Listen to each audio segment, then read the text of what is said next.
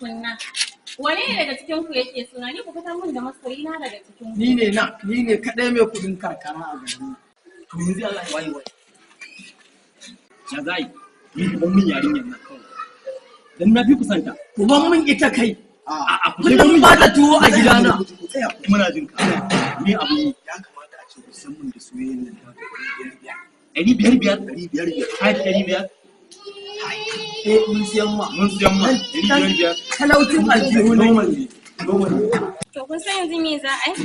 Ku tsaya yanzu a nan da shiga gida yanzu in ɗauko goma saboda tunda a cikin ku riga kun fitar min da gwani na. To shi kenan bari a shiga gida na fito. Ai ba hanya da zaki shiga. Ina gani ka dan gani Ina gani ka dan ga ba hanya. anan zaki dauko mun da kuma Kun gane ni da kudin muna tare ai.